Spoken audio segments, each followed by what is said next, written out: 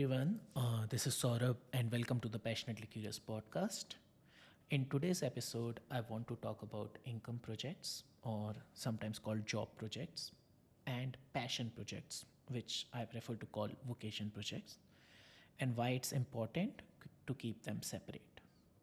I would also like to talk about why it's important to prioritize income projects as a solopreneur and how to ensure that there is sufficient pipeline of income projects so that we can keep doing our work. So let's start by defining what are income projects and what are passion projects. I will be borrowing heavily from Liz Gilbert's video and course about creativity, where she talks about job, hobby, career, and vocation, and also Seth Godin's concepts that he shared in his book, The Practice, which were the concepts of amateur, professional, and hack. All right. I'll be sharing the links for the workshop and the video and the book in the show notes. So let's understand what an income project is. An income project is a project that is solely done for the purpose of generating sufficient income to pay our bills. They overlap with the concept of job that Liz Gilbert talks about in her video. And there are some defining characteristics of the hack, although I would prefer a better, more neutral word than hack for that. But the idea is that this is the work that we do at spec. We are not trying to deliver much more than what is expected from us. We don't deliver much less than what is expected from us. And this is a work that we wouldn't do if we weren't getting paid for it. So, understanding that the sole purpose of these projects is so that we generate the income to pay the bills. All right. Um, yeah. All right.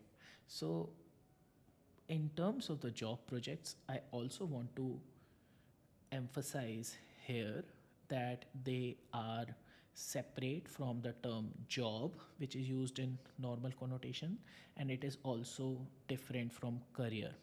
So let's first start and understand what is the difference between job and a career.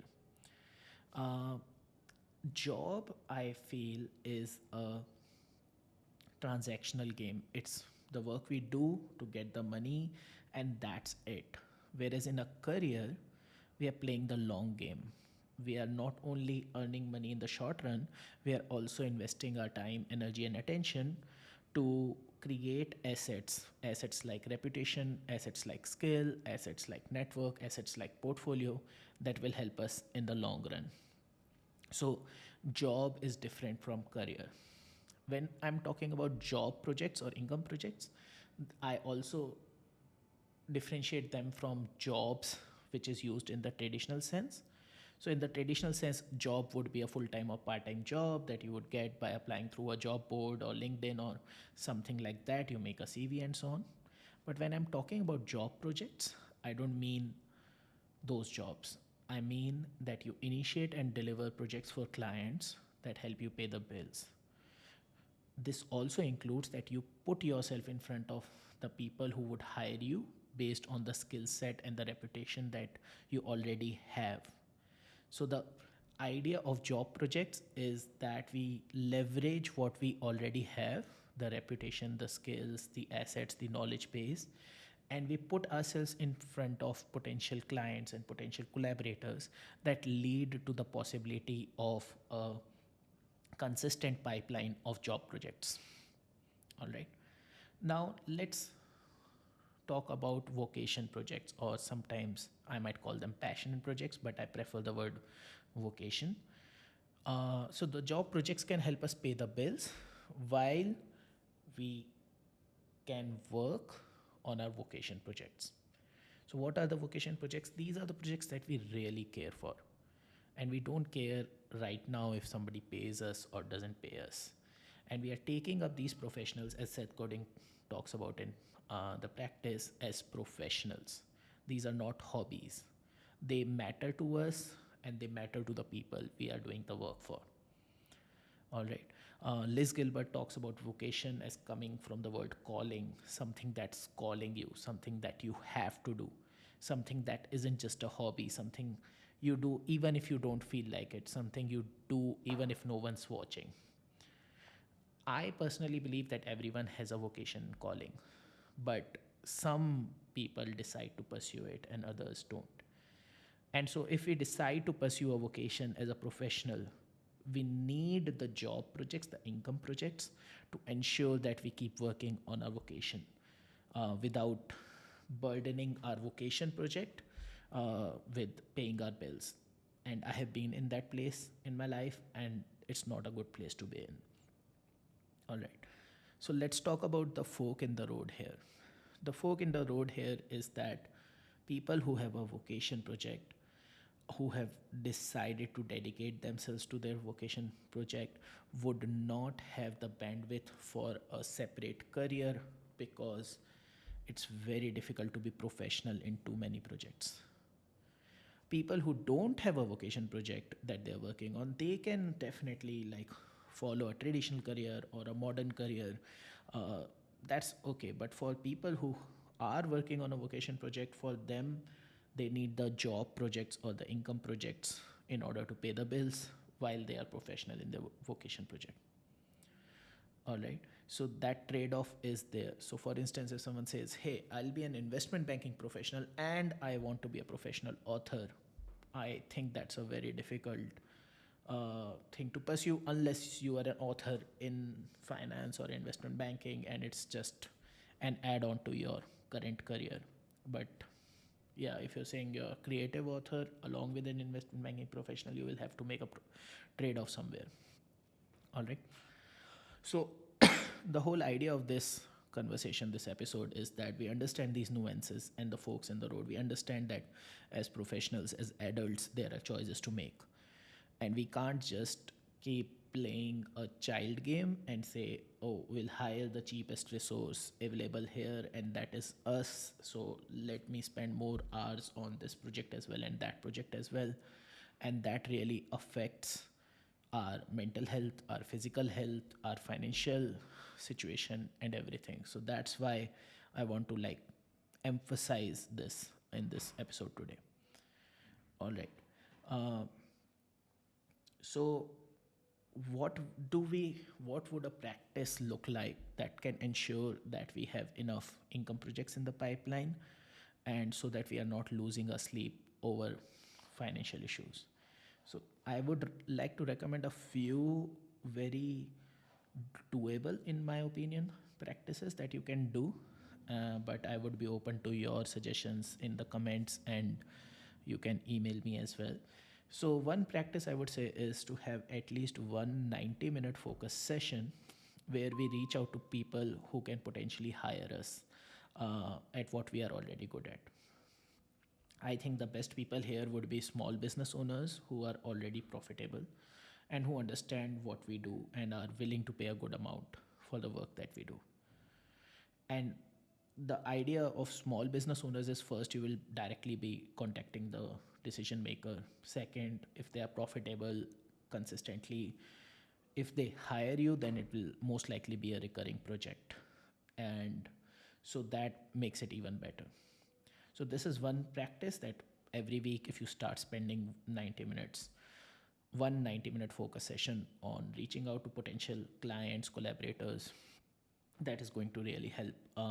And in that 90-minute session, just make it a point to reach out to at least one person. The other practice I would say is to have at least another 90-minute session, which is separate from this one and maybe on another day, where you work on projects that illustrate your skills so that you create a portfolio that you can leverage while looking for projects. So sometimes people say, hey, I think I'm good at this, but I don't have anything to show. So you can actually design your own project, and you can say, hey, if Nike had hired me for a graphic design, this is the kind of graphic design I would make.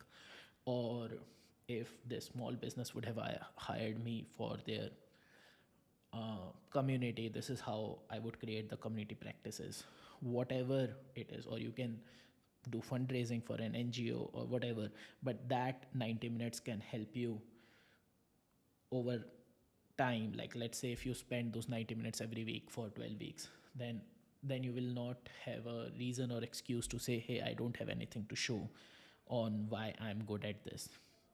So this can help you whether you have an existing portfolio or not. This can help you sometimes if you have a current client who's okay with sharing that work with other clients as well.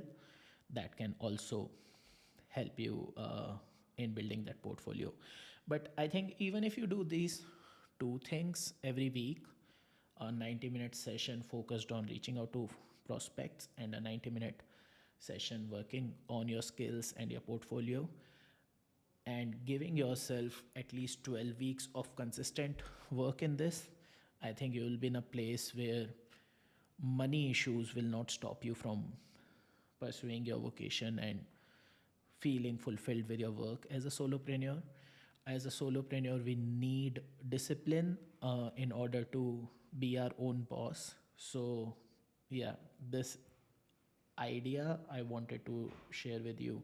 I have had phases over, like, I have been a freelancer for over 10, 11 years now. And I have had phases where I was like stuck with saying, no, I will not do any income project or job project. I will make my passion project pay the bills. And sometimes I did even succeed for months and years. But it was so stressful and so hectic. And there was no, what do you say, there was no cushioning, there was no space to take a vacation or to breathe, and it was not really healthy. And so if your vocation project reaches a point where it is profitable and it sustains you and you're not stressed about it, great, maybe you don't need a income project. But for most of us, I think just making space for these income projects and understanding that we have to balance both our income projects and our vocation projects is a very good place to sustain ourselves as a solopreneur and keep doing the work that matters. I hope you found this episode useful. If you have any questions, any suggestions, please share them with me. Email me at saurabh at the rate passionatelycurious.in. IN is for India. I'll share that in the show notes as well. And also, like, if you want me to cover any other topic, do recommend and I'll take note of it and come back next week. Thank you so much for listening. As always, I am very grateful to have you as my audience, and I'll keep coming back and share more insights with you.